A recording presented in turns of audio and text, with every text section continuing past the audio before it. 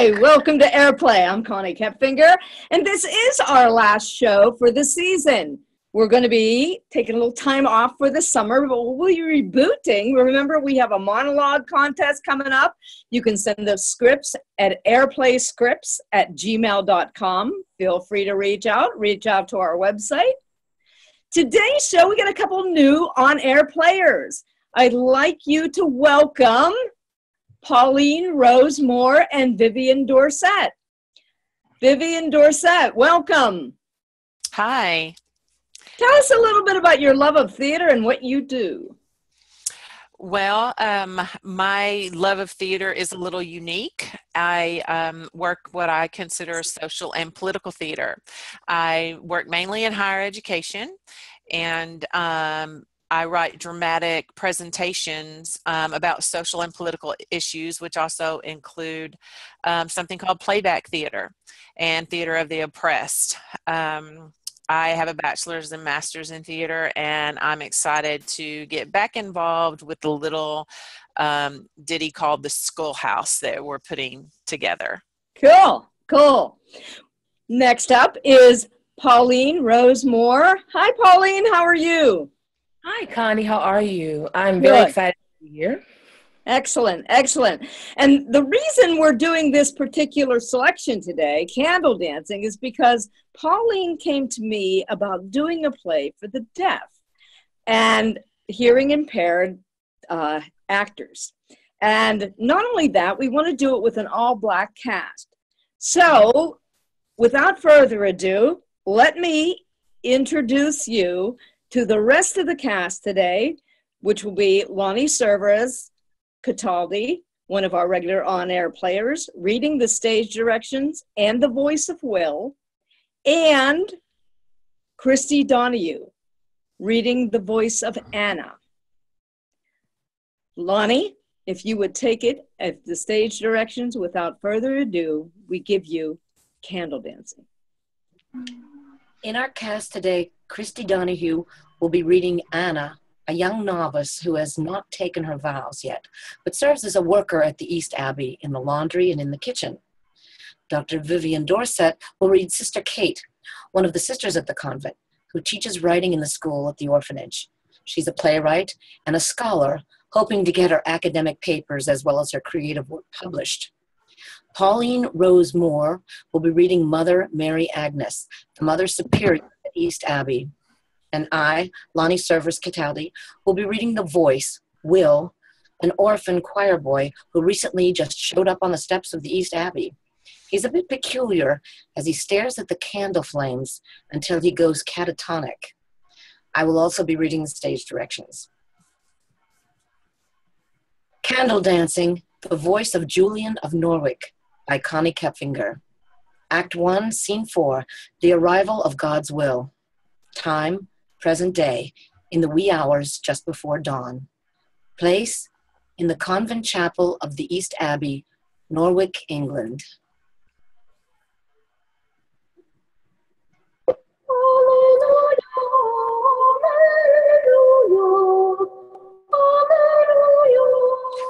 A young street urchin named Will stares at the flame of the perpetual light candle. He's chanting in hypnotic prayer.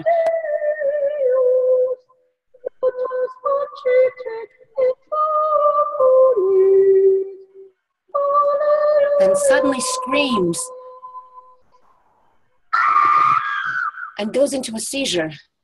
Anna, a young novice, shuffles in the dark chapel holding a small candle. She's frightened and hears someone else approaching. Hello? Who is it? Who's here? Mother Mary Agnes? Sister Kate? Glory be to Jesus, I'm so afraid. It's that boy again. That new choir boy, glory be Jesus. It's me, Anna. It's Sister Kate. Oh, don't be afraid. Where is the boy? He's always here in the dead of night. It's over there by the perpetual light. There by the Moses wall. Oh, glory be. Watch, don't fall. Oh, just stay still, Anna. Be still. I will come to you. Oh, hold your light still. I need to light my seeker's candle. Where are you?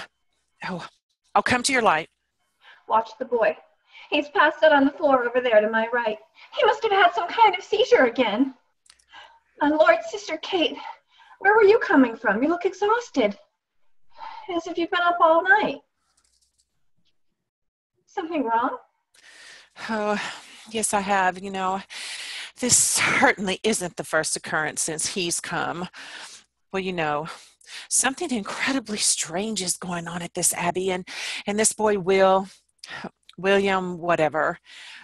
Well, he has no last name on record, I'm afraid. Oh, I don't blame you. He's truly a queer one. What is he doing here in the church all the time? Always by himself. Glory be, sister. There is absolutely nothing natural about that boy. Mother Mary Agnes says that he comes to pray at the candle, that he's uncontrollably drawn to it. He says that someone is crawling to him. He hears this voice and he must come. Mother Mary Agnes says that he calls her the anchorage, this voice he hears. She says that a boy his age would have no idea what an anchorage is. Makes me nervous. Glory to be God, though he does have piercing eyes, I know that. And I think he is good. There's a certain light in his eyes. His eyes touch my soul. And I'm afraid people are talking. There must be something to it. He came, and a week later, we magically got a new roof. There's a large sum of money involved, huh? The inspector had already ordered a work party to tear down this old chapel. I heard that he accepted a payoff, that Father Peter... Well, I just happen to know one of the boys who works for the county road crews. He said that this choir boy came with tons of money. Did you know? Imagine that. His building is like a relic. Can you believe they would demolish it? If these walls could talk, I'm sure it would have something to say. Oh, perhaps they really are talking, Anna. And that's not a joke. The boy here claims to hear that voice. They say it comes from a long time ago, medieval times. Well, I don't know the whole story. It makes me nervous. I just want to know why Father Peter is suddenly so secretive. He hardly talks to me, and I was told he would be a good mentor for me. My studies are very similar to his. Well, St. Bridget, Joan of Arc, and Hildegard. If you look to the women of the early church in medieval times, you'd see that his concept of homo novus isn't original. No, I just wish Peter would talk to me again. I understand his and mine research. I could probably help him with his own. His genderless new man. He used to be fascinated with me. I feel like writing to Cardinal Roland. He was a good friend of my father's. He's a very smart man. He'd know what to do with this choir boy. And I don't like the whole thing about the boy bringing us the money. Yes, Anna. Our beloved choir boy here seems to be possessed by something. They say that his voice channels a divine message, but I'm not sure I believe that. My mother said that the whole town is talking about it. Glory be, I don't wish to be a gossip, but I know he's just a little boy, a very loving, tender boy with the voice of an angel, but some people say he may be evil. Father Peter told me to keep silent about the seizures, but everyone knows. People are saying that he's possessed by a demon that can lure us in with this poetry, especially since he came with all that money. Well, money is evil, isn't it? They're saying it was stolen. The first rays of early morning sunlight begin to trickle in and fill the stage with a pale yellow cast as Sister Kate continues. Completely enthralled in her own ideas and totally absorbing the impressionable Anna, Sister Kate dramatically dances at the melody of her own words, being quite emphatic, cherishing the sound of each one. Neither one of them noticed Mother Mary Agnes as she enters. At first, she appears to be rushing in, but then stops quite suddenly, halting in her tracks, hiding in the shadows, as if not to disturb Sister Kate in her moment of glory. Mother Mary Agnes crouches down and tries to listen intensively across the room from the far left side of the chapel. Well, Anna, I don't know what to think. But I know Father Peter had no right to take that child's poetry to the university. He was supposed to take mine.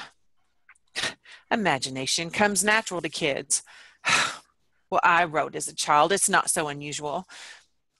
I can recall sitting at the casement windows in my grandma's house. I used to have these wretched allergies, pollen and ragweed, but I wasn't allowed to play outside. I still remember I would look through the glass and create a stage where my characters could sing and dance and fly about in harmony.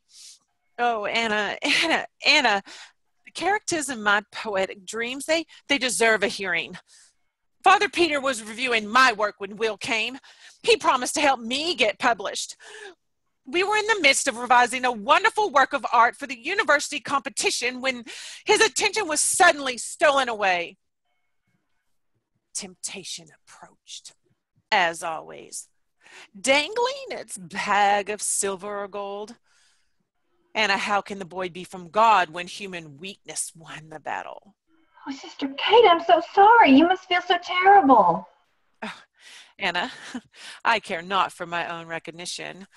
True, Father Peter was the first man to recognize the truth of my verse. He says that I'm a mystic poet, just like the John of the Cross. Peter is in a position to help me, and so he shall, Anna, so he shall.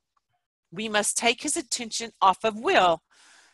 Mother Mary Agnes stumbles intentionally as she crosses over toward them.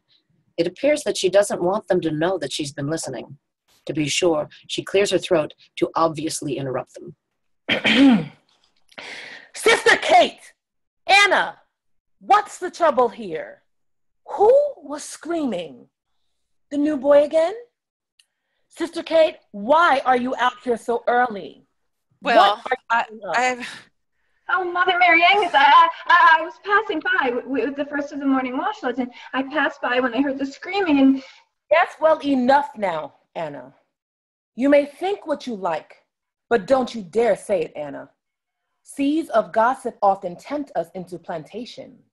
We must be strong. We do not judge. We do not gossip. Mother Mary Agnes is angry and paces as she watches Anna leaving the chapel. Sister Kate starts to try to leave, but Mother Mary Agnes blocks her way quite purposely. You know that it is a sin to cloud Anna's young mind with ill thoughts of another of God's creatures. You do know that, don't you, Sister Kate? Yes, Mother Mary Agnes. Our little Anna is training to become an associate. Perhaps she would eventually like to join our order. She has quite a bit to think about already. Gossip is not to be taught in this convent. It would be a sin to discourage a possible vocation these days, don't you think? Well, yes, Mother Mary Agnes. And about our choir boy, Will, feeling his very being with disharmony and disease in the eyes of others, have you heard what Father Peter said? He's a mystic poet. Yes, I heard. This child is but 12 years and writes with the eloquence of a scholar and the passion of St. Teresa or John of the Cross. So I've heard. And for that alone, I would not speak ill of the boy. God protects his own. You'd best be wary. Yes, Mother Mary Agnes. I am serious, Sister Kate. Well, yes, Mother Mary Agnes, I know. Father Peter is also having some of his writings investigated by the Benedictines at Carrow. His verse is not only competent in its English, but it's fluent and flawless in its French as well. Yes, I have heard that too. Did you hear that Father Peter took some of the boys' work to the university? Yes. Chancellor Lindsay offered to help. Father Peter thinks that the voice the boy hears may be Julian of Norwich. Our little choir boy may well be a conduit for a truly divine voice. Julian. Julian was of Norwich. I'm sure I've heard of him. He's a she. Julian was a woman. I guess you could say that she was something of a medieval woman for feminism. In the Middle Ages?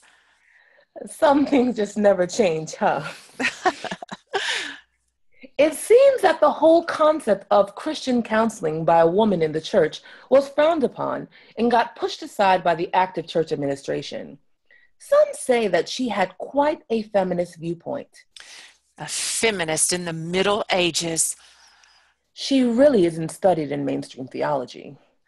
Well, what do you expect in a male-dominated society? They avoid her discourses, but they can't ignore her work artistically.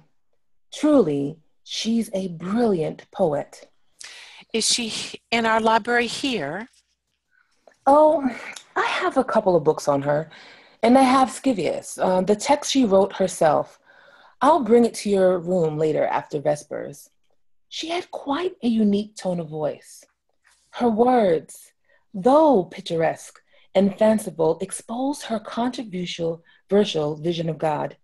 She was an anchorage and lived inside the walls of the church so that she could receive the Holy Eucharist and hear the word of God daily.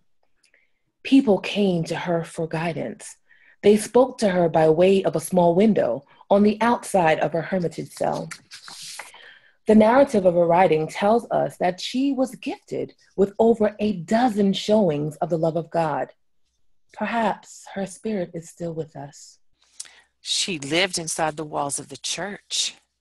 The dawn sunlight slowly filters in, illuminating the entire chapel.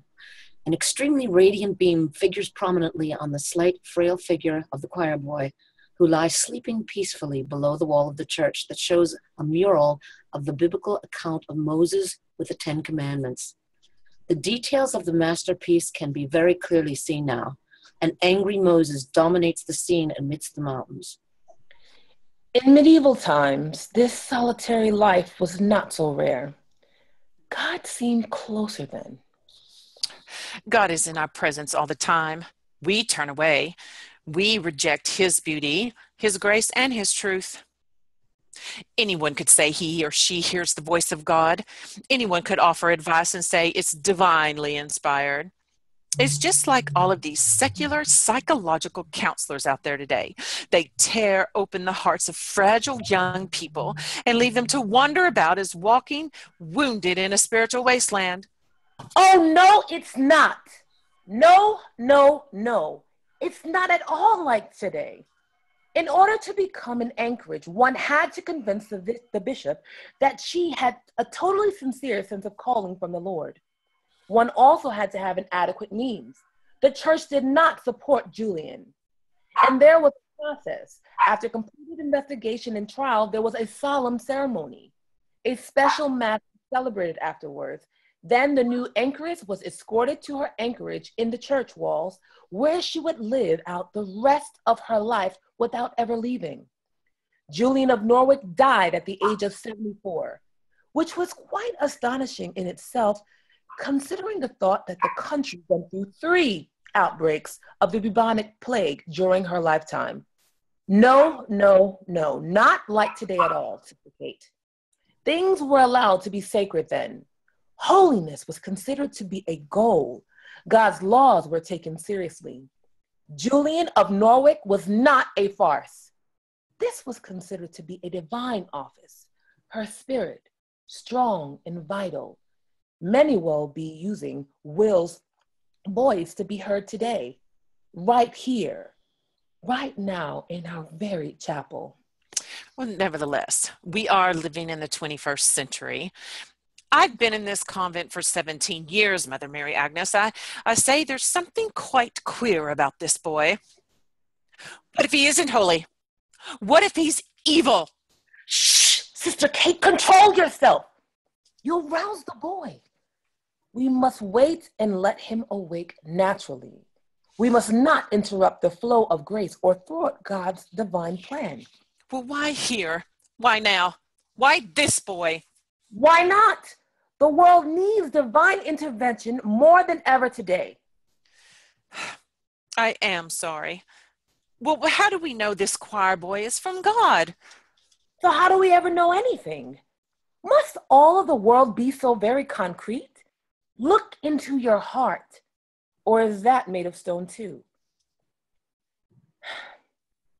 The other day in religion class, we were studying Moses and the Ten Commandments.